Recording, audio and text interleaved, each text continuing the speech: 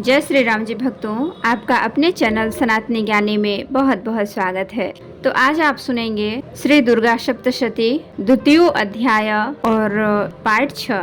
तो अभी तक आपने देखा कटे हुए कितने ही धड़ हाथों में खड्ग शक्ति और ऋषि नामक हथियार लिए दौड़ते थे और कितने ही अन्य दैत्य ठहरो ठहरो कहकर देवी को युद्ध के लिए प्रेरित करते थे। अब आगे जिस भूमि पर यह घनघोर युद्ध हुआ था, वहां की जमीन देवी द्वारा निक्षिप्त रथों, हाथियों, घोड़ों और दानवों की लाशों से ऐसे आच्छन्न हो गई थी कि वहां पर किसी का गमनागमन संभव नहीं था। दानव दल में हाथियों, घोड़ों और मृतक असुरों के शरीर से इतना रक्त प्रवाह हुआ था कि वहां कुछ ही क्षणों में खून की बड़ी बड़ी नदियां प्रवाहित होने लगीं। जिस प्रकार तृण समूह और काष्ठ की विशाल राशि को अग्नि कुछ ही क्षणों में भस्म कर देती है, उसी प्रकार जगत जननी जगदम्बा ने असुरों के उस विशाल सैन्य समूह को क्षण भर में नष्ट कर डाला।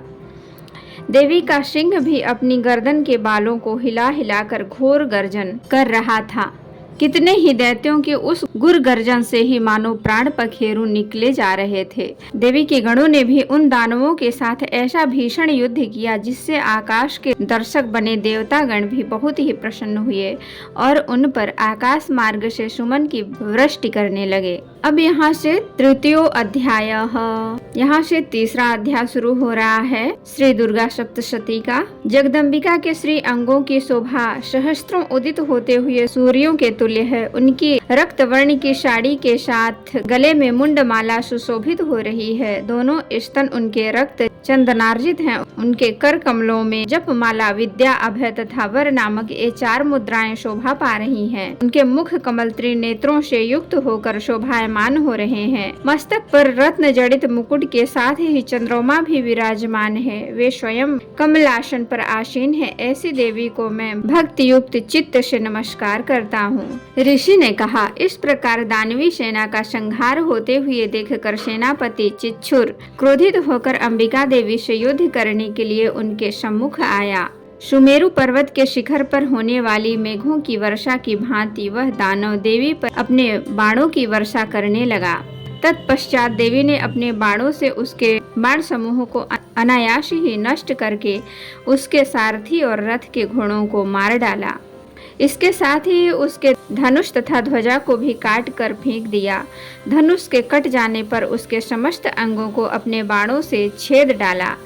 अपने धनुष, रथ, घोड़े और सारथी के नष्ट हो जाने से वह दानव अपनी तलवार और ढाल को लेकर देवी की ओर झपटा। उसने तेज धार वाली तलवार से सिंह के मस्तक पर आघात करके देवी की बाईं भुजा में अत्यंत वेग से प्रहार किया। देवी की बाह से स्पर्श से वह तलवार भंग हो गई। अपना प्रहार निष्फल होते देख उस राक्षस ने क्रोध से रक्त नेत्र करके हाथों में शूल उठाया। तब उस महादानव ने देवी भद्रकाली के ऊपर अपना शूल चलाया। वह आकाश मंडल से गिरते हुए सूर्य मंडल के समान अपने तेज से देदीप्यमान हो गया। बड़े वेग से उस शूल को अपनी ओर आते देखकर प्रत्युत्तर में देवी ने भी अपना शूल चलाया। देवी के शूल के प्रहार से दानव शूल के सैकड़ों खंड हो गए। साथ ही उस शूल के द्वारा महाबली सेनापति चिच्छुर का प्राणांत हो गया। महिषासुर के महावीर सेना नायक चिच्छुर के वधोपरांत देवताओं का पीड़क चामर नामक राक्षस हाथी पर सवार होकर लड़ने के लिए आया। उसने आते ही देवी पर शक्ति का आघात किया, परंतु जगदम्बिका ने उसे केवल हुंकार मात्र से ही घायल और निष्प्रभ करके तत्क्षण भूमि पर सुला दिया। अपनी खंडित शक्ति को देखकर चामर परम कुपित हुआ। क्रोध से भरकर उसने शूल का वार किया, किंतु देवी ने उस शूल को अपने बाणों द्वारा काट गिराया। इतने में अवसर पाकर देवी का सिंह हाथी के मस्तक पर उछल पड़ा और दानव के साथ बाहुयुद्ध करने को उद्यत हुआ। वे दोनों लड़ते भूमि पर उतर आए और अत्यंत क्रोधित होकर परस्पर प्रचंड प्रहार करते हुए लड़ने लगे। तत्पश्चात देवी का सिंह आकाश की ओर प्रबल वेग से उछल पड़ा और गिरते समय अपने पंजों के प्रहार से चामर का सिर धड़ से भिन्न कर दिया। इसी प्रकार उदग्र दैत्य पत्थरों और वृक्षों की चोट खाकर रण स्थल में देवी के हाथों मारा गया और कराल राक्षस भी दांतों घूंसों और थप्पड़ों की मार से भूमि पर गिर पड़ा। गदा के प्रहार से देवी ने उद्धत नामक राक्षस को चकनाचूर कर दिया। भिंदीपाल से बास्कल और बाणों से ताम्र तथा अंधक को यमराज के घर भेज दिया। त्रिण्या परमेश्वरी ने अपने त्रिशूल से उग्रश्य उग्रवीर तथा महाहनु के आघात से मुंडहीन कर दिया। दुर्धर और दुर्मुख नामक दोनों राक्षसों को अपने बाणों से बीध कर यमाला में भेज दिया। इस प्रकार अपनी सेना का क्षय होते देखकर महिषासुर ने भैंसे का रूप बनाकर देवी के गणों को त्रस्त करना प्रारंभ किया।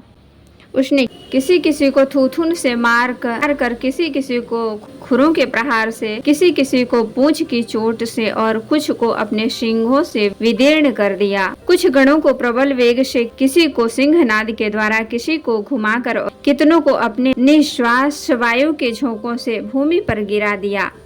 इस प्रकार गणों की सेना को तितर बितर करके वह राक्षस भगवती के सिंह को मारने के लिए वेग से झपट पड़ा। इससे महामाया को अतीव क्रोध उत्पन्न हुआ। उधर महाबलशाली महिषासुर भी क्रुद्ध होकर भूमि को अपने खुरों से खोदने लगा और अपने सिंहों से उठा कर बड़े बड़े पर्वतों को फेंक कर गर्जन करने लगा। उसके वेग से घुमाने के साथ पृथ्वी अत्यंत क्षुभित होकर फटने सी लगी। उसके पूंछ से टकरा कर सागर पृथ्वी को जलमग्न करने लगा।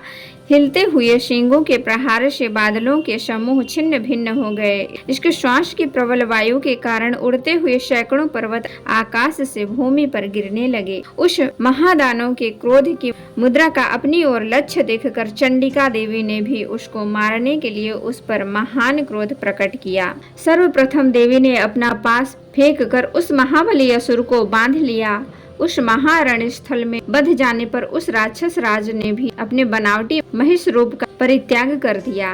तुरंत ही वह दैत्य मायावी सिंह के रूप में देवी के सामने आ गया। ऐसी स्थिति में जैसे ही अंबिका ने उसका सिर छेदन करना चाहा, त्यों ही वह राक्षस खड्गधारी पुरुष भेष में दिखाई पड़ने लगा।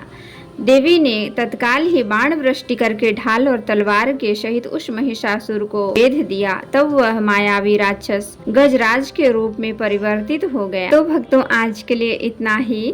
अगर वीडियो पसंद आई हो तो लाइक शेयर कमेंट जरूर कीजिएगा। धन्यवाद।